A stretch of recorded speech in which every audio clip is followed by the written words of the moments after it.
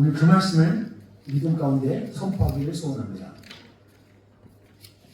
여러분, 뉴질랜드 여름 참 좋지요. 저는 뉴질랜드가 여름이 가장 좋은 것 같아요. 저만 그럴까요? 근데 요즘 요 며칠 바람 막 부는 거, 그 바람 막 부는 거 빼고는 요즘 여름에 저는 아주 좋습니다. 제가 등산을 좋아하지는 않습니다. 하지만 하면 미친 듯이 해요. 잘해요. 그리고 원래 육군 출신이라서 땅 밟는 건 잘해요. 근데 등산을 하는데 제가 기억에 남는 장소가 하나 있습니다. 여러분 타우포 다 가보셨죠? 타우포에서 멀찌감치 보이는 또 하나의 산이 하나 있는 거 아시죠? 마치 만년설이라고 말하는 우리 북섬에 산 하나가 높은 게 있습니다. 제가 알기로는 통가리로로 알고 있어요. 그 통가리로 등산해 보셨나요? 등산해 보신 분? 한 명, 두 명. 진짜요? 제 아내가 했어요? 그쵸, 입구까지죠. 다 못 넘었죠. 시작했으면 끝에 딴 데 나오게 되거든요. 예. 저 거기 완주했습니다. 땀들이 7시간 할 거 저는 5시간에 끝냈어요. 참 거기가 기억에 많이 남아요. 만년설이라고 불리는데 거기가 타우포 호수하고 후카포프, 여러분 후카포프 아시죠? 그 물줄이 착착착 쏟아지는 거. 그 물이 거기서부터 그 빙하가 녹아서 내려오는 물이랍니다. 타우포 물도 거기서 내려오는 원천수가 거기서 많이 오는데요. 얼마나 차가운지 모르겠어요. 이 물뿐만 아니에요.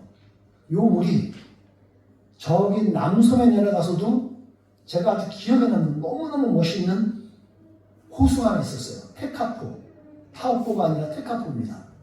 야, 전 처음에 운전하다가 거기를 딱 봤는데 이야, 너무 멋있더라고요. 그 테카포 호수의 원천수가 어디인 줄 아세요? 그거는 마운틴 쿡 빙하가 녹아서 내려온 물이랍니다. 엄청 차가웠어요. 제가 그 테카포에서 우리 아이들과 2005년에 여행을 갔을 때, 2005년이면 여러분 대략 20년 전이에요. 우리 아이들이 거의 어렸을 때인데 그곳에 가서 그 테카포에서 누가 더 오래 물 들어가서 참는가 했는데 여러분, 제가 우리 두 아이한테 졌습니다. 제가 먼저 나왔고 그 다음에 우리 기수가 나왔고 덕수가 끝까지 못했어요. 지방이 많아서 그런지 참 추웠던 기억이 나요. 그 호수가. 여러분도 그 차가운 물 들어가면 여러분 얼마나 버티실 수 있으세요? 성경 안에 그거 아세요? 전 지구적으로 빙하 시대가 있었다는 거 알고 계세요? 빙하 시대가 있었다는 거. 제가 이것 때문에 이걸 말씀드리는 겁니다. 이런 빙하 시대가 있었다는 것을 창조과학회에서 우리 기독교 성경학자들 뿐만 아니라 창조과학회에 있는 멤버들, 과학자들이 이거를 한 가지 설을 낸 거예요. 어떻게 그거를, 근거 자료가 뭐냐면, 창세기 1장부터 11장까지 내용을 쭉 봤을 때, 그 모든 시기를 볼 때, 거기에는 창조가 있었고, 타락이 있었고, 노아의 홍수. 여러분, 노아의 홍수는 심판이에요. 심판을 상징하는 겁니다. 그리고 나서 또 하나 큰 사건이 뭐죠? 바벨탑. 바벨이라는 말은 혼란이라는 말이거든요. 그런 시간이 있었어요. 그 시간 동안 인간이 어떻게 인구 증가가 되었으면 이런 것들 쭉 연구했었을 때 그들이 찾아낸 게 그 시대에 빙하 시대가 있었다는 거예요. 빙하 시대가. 그걸 보니까 빙하 시대가 언제부터 시작되었을까 그랬을 때 유추하니까 노아의 홍수가 일어났잖아요. 그렇죠? 그럼 노아의 홍수가 일어났으니까 전 지구적으로 물이 꽉 찼다가 이제 빠진 거잖아요. 들어갈 거 들어가고 수준이 올라갈 거 올라가고 얼마나 습했겠어요. 온 지구적으로 습한 물들이 막 올라왔을 거 아닙니까? 그러면서 습한 지역이 100여 년 정도를 지나면서 물이 꽉 찼던 게 물이 좀 빠지면서 사람들이 이제 바벨 시대에 오면서 그 혼란한 시기에 이제 땅들이 막 드러나니까 사람들이 움직이기 시작했습니다. 100년 후부터 이제 빙하 시대가 시작되었다는 게 창조론자들, 창조 학설에서 말하는 주장하는 거예요. 얘가 이걸 어떻게 설득을 당했냐면, 그리고 설득이 되고, 참 이게 논리적으로 맞다라고 봤던 게 이유가 있어요. 자, 이 그림을 보십시오. 이 그림이 뭐냐면, 노아의 홍수 전과 노아의 홍수 이후에 사람들의 인구 수명, 인구가 아니라 그 수명을 말하는 겁니다. 어떻게 수명이 되었는지를 잘 보시면, 제가 일부러 저걸 다 따져봤어요. 숫자를 내서 계산기를 두들겨서 뚜두둑 해봤거든요. 그랬더니 노아의 홍수 이전에 모든 사람들이 살았던 평균 수명이 858세였어요. 원래는 영원히 살게, 그 에덴 동산에 있으면 영원히 살게 하셨을 거예요. 근데 아담과 하와 우리 조상들이 죄를 짓는 바람에 이제 수명이 단축되게 되는데 저렇게 한계적으로 살게 되죠. 근데 또 불구하고 853살을 평균적으로 살았어요.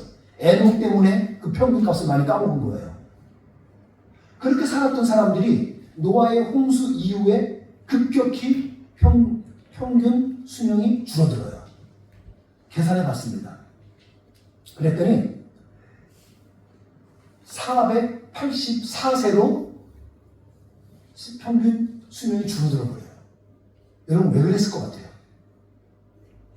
하늘의 문이 열리고 오존층이 깨지면서 사람들이 이제 환경이 달라진 거예요. 환경이 달라졌어요. 수명이 혁혁하게 줄었습니다.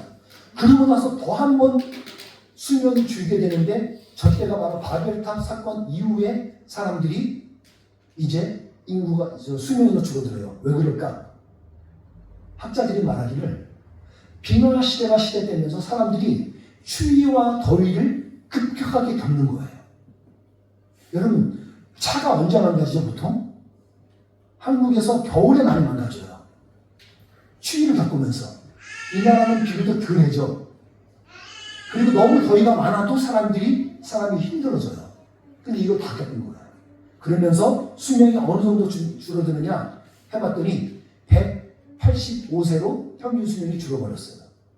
이렇게 세 단계로 줄었습니다. 이런 빙하 시대에 오늘 우리가 보았던 아브라함이 등장하는 겁니다. 저기 나오죠. 아브라함이 등장하면서 바벨탑 사건은 하나님께서 인류를 흩으시기 위해서 일하셨던 혼돈이었는데 이제 그 흩으셨던 사람 중에서 한 사람을 선택합니다. 그리고 그에게 일방적으로 큰 민족을 이루겠다고 하시면서 말씀하셔요. 내가 너를 통해서 큰 민족을 이룰 거야. 김다현, 내가 너를 통해서 큰 민족을 이룰 거야. 마치 이렇게 말하는 거예요. 얼마나 감사해요. 그 일을 위해서 하나님께서 하신 일이 뭔가? 그게 바로 아브라함에게 복을 주시는 거였어요. 오늘 읽었던 본문이에요, 여러분. 아브라함에게 너를 큰 민족을 이룰게 그러면서 복을 주시는 겁니다. 그리고 그를 통해서 너를 유명하게, 페이머스 하겠다는 거예요. 여기서는 우리 과거 개혁성경에서는 창대케 하리라는 말이 나와요. 그래서 창대교회 많이 옛날에 일이 많았거든요. 근데 우리 신성경에서 뭐라 그래요? 너를 빛나게 하실 거라고 해요. 빛나게. 왜? 유명해지게 해주겠다는 거예요. 그때 쓰였던 단어가 가달이라는 말이에요. 히브리 말에서 가달이라는 말이 있는데 이게 구약에서 수십 번 쓰였습니다. 근데 이것이 통상 쓰여졌을 때는 여러분 유명해지는 건요 자기가 유명할 수가 없어요. 수동적인 거죠. 유명해지는 겁니다. 누군가가 유명해지게 해줘야지 가능한 거예요. 그렇게 쓰여졌던 단어예요. 가달. 그렇게 하게 되는 거예요. 그래서 그 결과적으로 내가 또 알려주는 것은 다른 사람들에게 너가 복이 될 거라는 거예요. 너가 복의 시작이 될 거라는 거예요. 이 복이 오늘 아브라함의 믿음을 따르는 우리들에게 주어지는 것임을 믿습니다. 그 복이 여러분과 저에게 주어지는 줄 믿습니다. 이럴 때 아멘 하시는 거예요. 옆집 아저씨, 옆집 아줌마 이야기가 아니에요. 우리들의 이야기라고요. 나에게 주시는 하나님께 복이라니까요.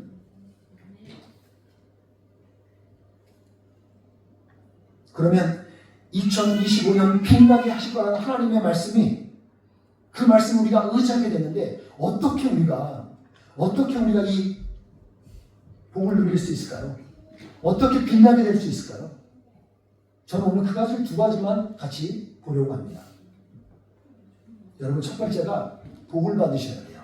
아브라함이 받았던 것처럼 우리도 복을 받으셔야 돼요. 아브라함이 받았던 복을 받아야 돼요. 뭐 복은 맨날 받잖아요. 새해 복 많이 받으세요. 새해 인사 때 여러분 복 엄청나게 우리 말하잖아요. 여러분, 그 복하고는 좀 달라요. 그걸 포함하는 거지만 다릅니다. 성경이 말하는 복은 달라요. 잘 들으셔야 돼요.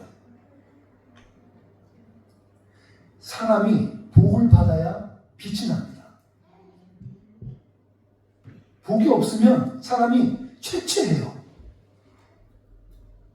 여러분이 잘 보셔야 돼요. 마치 여러분들, 우리가 연애하잖아요. 연애할 때 우리가 사랑하는 사람들에게 사랑을 받으면 어때요? 얼굴이 다른 거 아시죠? 그래 본 적이 없어갖고 기억도 안 나요. 어머. 그런 표정이신가요? 사랑을 받잖아요. 그리고 사랑하는 관계가 배우자를 찾으면 사람들이 눈빛이 나가지고 얼굴이 달라져요. 사랑받는 주님의 자녀가 되기 축복합니다. 그래서 얼굴이 활짝활짝 피시기 바래요. 중요한 것은 그 복을 어떻게 받느냐는 거예요. 옆에 사람은 새해 복 많이 받으라고 막 그렇게 말을 해주는데 그 복을 어떻게 받으라는 거예요. 여러분, 성경은 너무너무, 허무할 정도로 너무너무 쉬운 그 방법을 우리에게 말해줘요. 너무 쉽습니다. 뭐라고요? 하나님을 믿으래요. 예수님을 믿으래요. 시장에 와서는. 믿으면 된대요. 그러면 복 받는데요. 이게 너무 쉬우니까 사람들이 못 받아들여요, 이거를. 왜 모르냐면 하나님을 믿고 예수님을 믿는 것이 뭔지 몰라서 그래요. 믿는다는 게 뭔지를 모르니까 사람들이 모르는 거예요. 어떻게 하냐고요? 오늘 성경 본문 읽었던 거 1절 한번 보십시오. 눈으로 읽어보세요. 1절에 말씀이 나오는데 무슨 말씀이 나오냐면 아브라함을 불러놓고 나서 아브라함이 그래요. 너 본토 친척 아비집을 떠나 라고 말을 해요.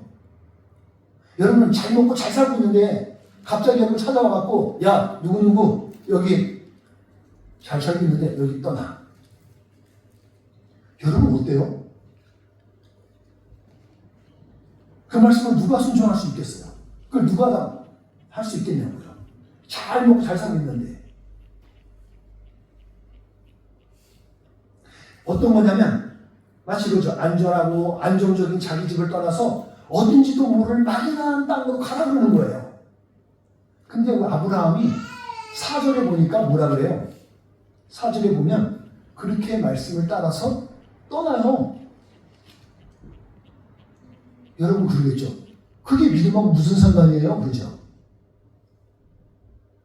여러분, 믿는다는 건 마치 이런 거예요. 말씀하신 걸 따라서 순종하는 거예요. 우리가 믿는다는 건 추상적으로 해서 우리가 모르는 거예요. 따르면 되거든요.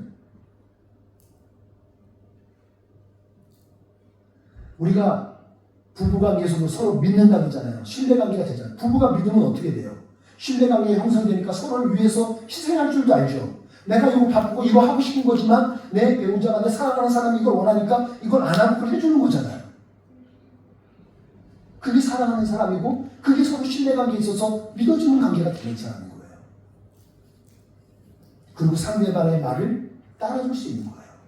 믿음이라는 관계는 이런 거예요. 우리가 하나님을 믿는다 그럴 때, 예수님을 믿는다 그럴 때는 예수님이 우리에게 말씀해 주신 말씀을 따를 수 있는 거예요. 그게 믿음이에요.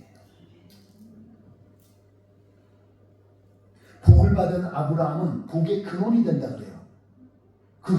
다시 말해서 복의 시작이 되는 겁니다. 저는 여러분과 제가 2025년 복을 나눠주는 사람이 되기를 바랍니다. 여러분이 복을 받으려고 그러지 마시고 복을 받은 것을 나눠주는 한 해가 되기를 바라요. 여러분, 주고 베푸는 사람은 결코 가난하지 않습니다. 전 여러분이 부유해서 나눠주는 사람이 되기를 바라요. 이런 일을 행하신 하나님께서 여러분을 빛나게 하시기를 축복합니다. 두 번째는 뭘 하셔야 되냐고요? 여러분, 예배하는 삶을 사실 때 가능해요. 예배하는 삶을 사셔야 돼요. 7절과 8절을 여러분들이 눈으로 한번 살펴보십시오. 7절과 8절에 보게 되면 반복되는 게 하나 있고 등장하는 게 있습니다. 거기에 아브라함이 가는 곳마다 예배하는 장면들이 나와요. 가나안을 입성하고 세겜 땅 모래의 큰 상수리 나무, 그게 뭐냐면 도토리가 같은 과 같은 나무거든요. 그 나무들이 크잖아요. 그러면 그 밑에가 그늘지면서 시원해집니다. 그래서 사람들이 거기에 막 모여서 막 놀기 좋은 장소예요. 왜 이 나무를 선택했냐면 예배하기 좋은 장소예요. 하나님께 예배하기 좋은 장소에 모여서 그 자리에서 아브라함과 함께 동행했던 사람들이 그곳에 모였다는 거예요. 그곳에 이르렀어요.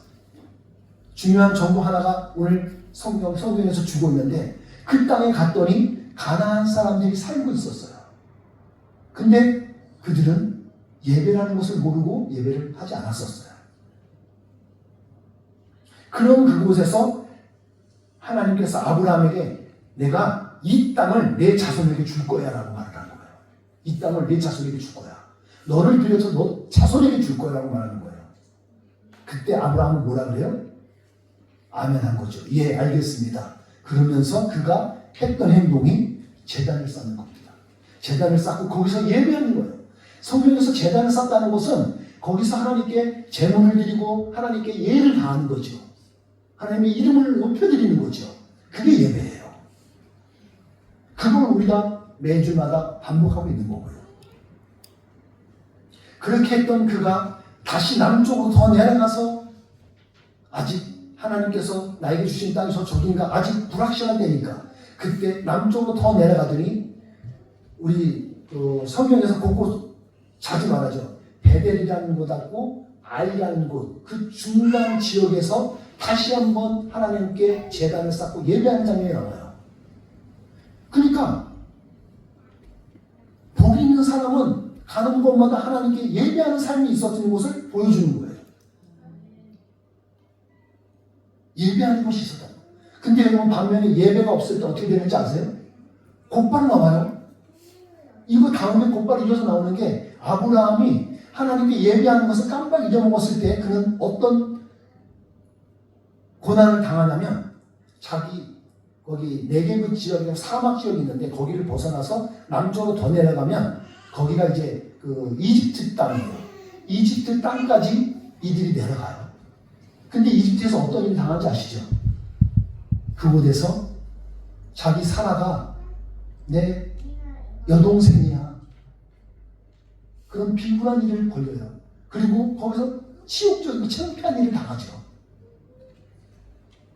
물론 하나님께서 막아주셔서 다른 일은 없었어요. 하지만 부끄러운 일을 당하는 거죠.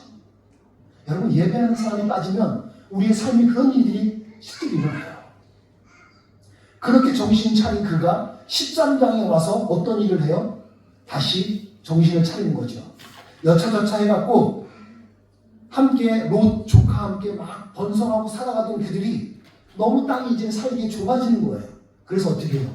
야, 롯, 우리 이렇게 살다가 계속 싸워서 안 되겠다. 우리 갈라서지고 나눠지자.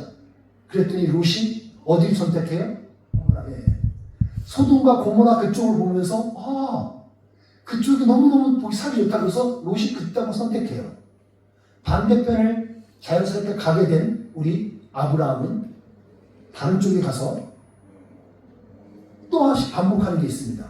헤브론이라는 지역에 가서 우리 아브라함은 제단을 쌓습니다. 그리고 예배해요. 그러고 나서 그에게 주어지는 복받는 길이 차곡차곡 걷게 되는 거죠. 우리 선한이웃교회는 예배하는 공동체인 줄 믿습니다. 우리 선한이웃교회는 예배 공동체입니다. 왜일까요? 예수님을 믿어서 복을 받은 사람들이기 때문에 그렇습니다. 여러분, 복은 이미 예수님을 믿은 사람에게 다 주어지는 거예요. 또한 하나님의 자녀로 빛나게 된 사람들이기 때문이에요.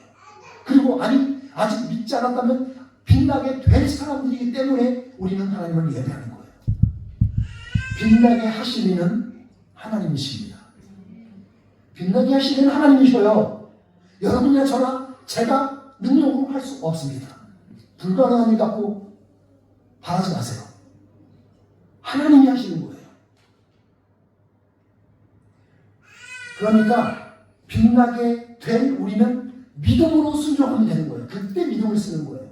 믿음으로 아멘. 예, 나는 모르겠지만 예, 그 말씀을 의지해서 알겠습니다. 순종하는 거예요. 그리고 주어지는 때때마다 하나님을 예배하는 거예요. 함께 모여서 우리 예배하겠습니다. 그러면 예배하면 되는 거예요.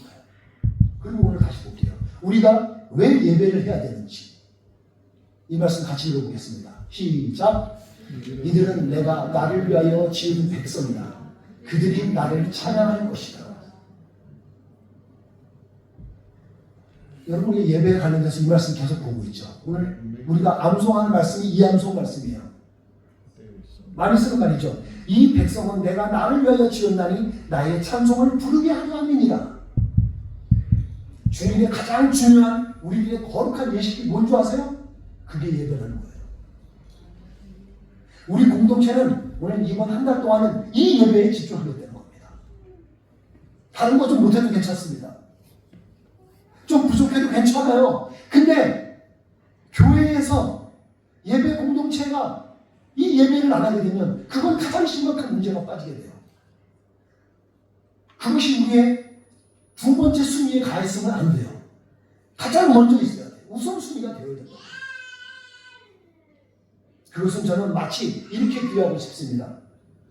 여기 바둑의 달인이 한 분 계신데 바둑에서 사활이 걸린 것과 같습니다.